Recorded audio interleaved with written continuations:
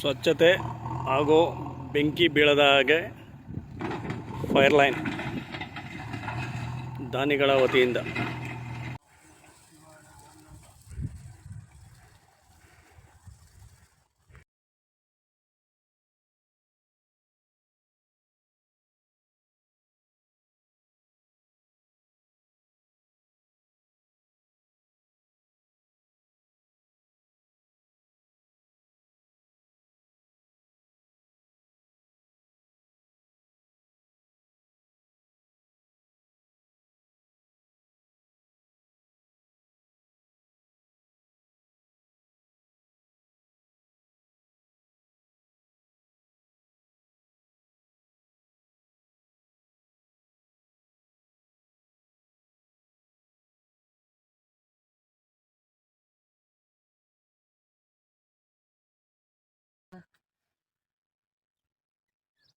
ನಮ್ಮ ವಿಶ್ವ ಪರಿಸರದ ವಿಡಿಯೋ ಆಯ್ತದಣ್ಣ ಅಂಗವಾಗಿ ನಮ್ಮ ಹಿರಪ್ಪುಕುಪ್ಲು ಗ್ರಾಮಕ್ಕೆ ರುದ್ರಭೂಮಿಗೆ ಬಂದಿರುವಂಥ ನಮ್ಮ ಗಿರೀಶ್ ಕಾಮತ್ ಡಾಕ್ಟ್ರು ಅವರು ಗಿಡ ನೆಡಕ್ಕೆ ಸಲುವಾಗಿ ಬಂದಿರುವಂಥ ಅವ್ರಿಗೊಂದು ಹೃತ್ಪೂರ್ವಕವಾಗಿ ಅಭಿನಂದನೆ ಸಲ್ಲಿಸ್ತಾ ನನ್ನ ಎರಡು ಮಾತನ್ನು ಮುಗಿಸ್ತಾ ಇದ್ದೀನಿ.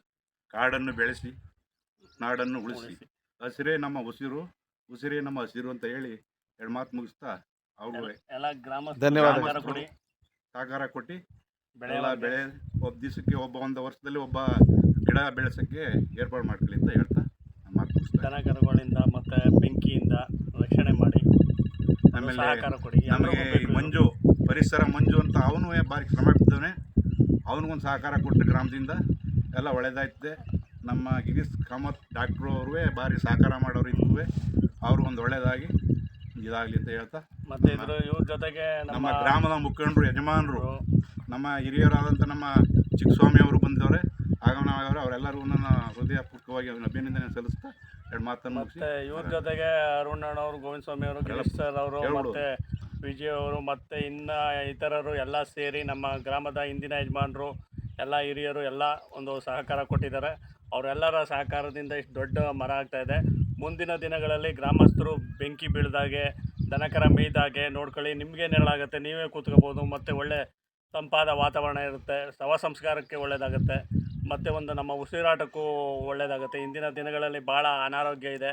ನಾವು ಮರಗಿಡಗಳನ್ನ ಬೆಳೆಸಬೇಕು, ಪ್ರಕೃತಿ ಸ್ನೇಹಿ ವಸ್ತುಗಳನ್ನು ಬಳಸಬೇಕು. ಆದಷ್ಟು ಎಲ್ಲ ಗ್ರಾಮಸ್ಥರು ಪ್ಲಾಸ್ಟಿಕ್ ವಸ್ತುಗಳನ್ನು ನಿಷೇಧ ಮಾಡಿ ಹಂತವಾಗಿ ಪ್ಲಾಸ್ಟಿಕ್ ಪರ್ಯಾಯ ನಮ್ಮ ಹಿಂದೆ ಹಿರಿಯರು ಏನು ಬಳಸ್ತಿದ್ರು ಅದನ್ನು ಬಳಸಬೇಕು ಅಂತ ಈ ಮೂಲಕ ನಾನು ಎಲ್ಲರಲ್ಲೂ ಮನವಿ ಮಾಡ್ತೇನೆ.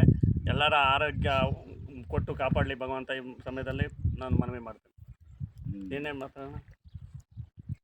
ವಿಶ್ವ ಪರಿಸರದ ದಿನದ ಅಂಗವಾಗಿ ನಮ್ಮ ಗ್ರಾಮದ ರುದ್ರಭೂಮಿಯಲ್ಲಿ ಬೆಳೆಯುತ್ತಿರುವ ಗಿಡಗಳನ್ನು ರಕ್ಷಣೆ ಮಾಡುತ್ತಿರುವ, ಪೋಷಣೆ ಮಾಡುತ್ತಿರುವ ಪರಿಸರ ಹೋರಾಟಗಾರ ಮಂಜುನಾಥ್, ಡಾಕ್ಟರ್ ಆದಿ ಅವರು, ನಮ್ಮ ಗ್ರಾಮದ ಯಜಮಾನರಾದ ಮಾದೇವಪ್ಪನವರು ಮತ್ತು ಪಟೇಲ್ ವಿಶ್ಕಂಠಪ್ಪನವರು ಇವರೆಲ್ಲ ಆಗಮಿಸಿದ್ದಾರೆ. ಇದಕ್ಕೆ ಕೈ ಜೋಡಿಸಿದ್ದಾರೆ.